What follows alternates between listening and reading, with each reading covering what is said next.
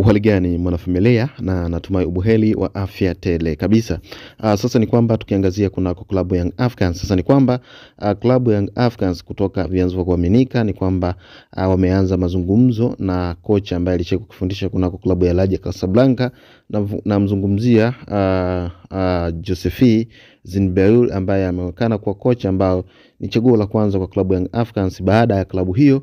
kuonekana kuteteleka hasa katika mwendelezo wake wa mechi za hivi karibuni, na kuonekana klabu hiyo ikionekana ikisuasua hasa katika swala zima la performance yake, na ukiachana na klabu hiyo kupata ushindi, lakini kumekuwa na wasiwasi mkubwa ambao umetanda hasa pale Jangwani kutokana na namna ambavyo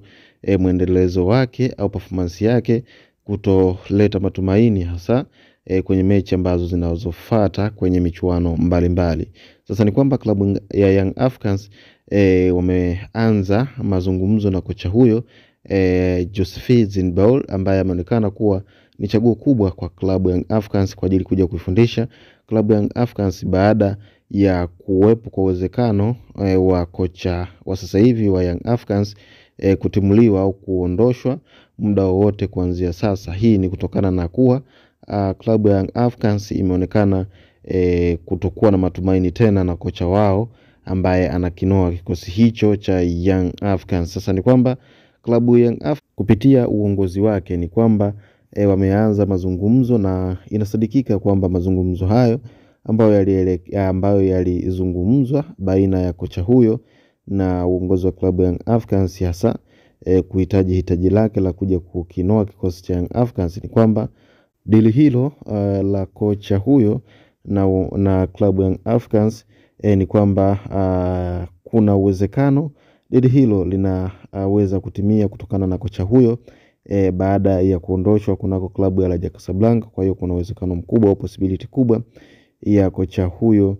kujiunga na Wanajangwani. Kwa hiyo ni kwamba hii ni kutokana na namna ambavyo klabu Young Africans kuona kwamba wachukue maamuzi magumu kutokana na kile ambacho wanachokipitia hasa kwenye performance ya wachezaji wanayoonyesha uwanjani, na hicho kitu kimehusishwa kwa kocha moja kwa moja na si kwa wachezaji kutokana na mbinu za mwalimu ambazo anazitumia huenda zikawa hazisaidii klabu. Kwa hiyo